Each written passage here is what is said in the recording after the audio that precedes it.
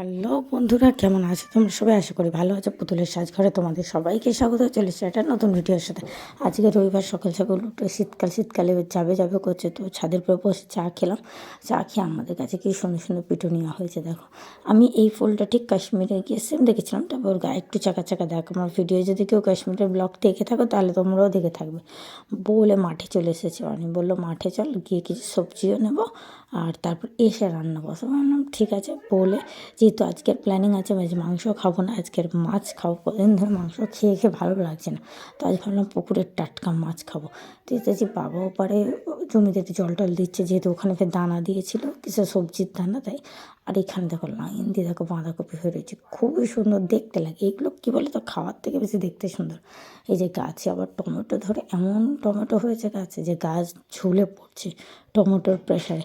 আর ওপরে অনেক প্রসেসিং করছে। এবার মাছ ধরার আগে ওইগুলো সাইডগুলো একটু ঠিকঠাক করে দিই, এবার মাছ ধরবে। মাছ ধরে নিয়ে পুকুরের বিশেষ করে ওটা কি বাটা মাছ নিয়ে নেয়,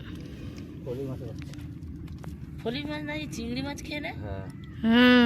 কত চিংড়ি ফেলা হয়েছিল বলো তো। আমার মনে হচ্ছে ওই ফলি মাছ ওই নাকি নষ্ট করে দেয়। ভালো সাইজ হয়ে গেছে। কি কাতলা নেবে? না, বড় রুই রুই নিয়ে নেন। বড় রুই। হ্যাঁ ঠিক আছে, খবরে তুলবেন, ওখান দিয়ে বার করে নিয়ে নাও। 1 কেজি রুই আছে, ঠিক আছে।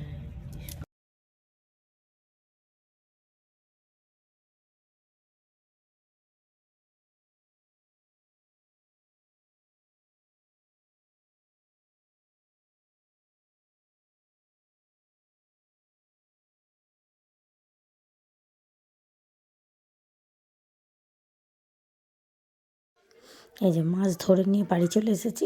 একটা বড় রুই মাছ যেটা অনি ওটা নিয়েছি, ওটা এতগুলো পিস হয়েছে। তো আজকে রনি বললাম রুই মাছ দিয়ে ভাবছি কী করবো, আলু দিয়ে একটু মাখা মাখা মতো করবো। আর পেঁয়াজগুলি এর থেকে তুলেছিলাম, পেঁয়াজকে আলু ভাজা করেছি, বেগুন ভাজা করেছি, আলু পোস্ত করেছি, আর মুগ ডাল দিয়ে মাছের মাথা করেছি। মোটামুটি আমার তো লাঞ্চের শেষ।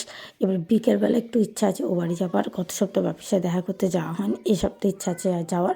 তো বিকেলবেলা যাচ্ছি, কেমন কী করছি তোমাদের সাথে সব কিছুই শেয়ার করবো। দেখতে থাকো আর সাথে থাকো। আর যদি চ্যানেলে নতুন হয়ে যায় চ্যানেলটা সাবস্ক্রাইব করে পাশে থাকো। টাটা।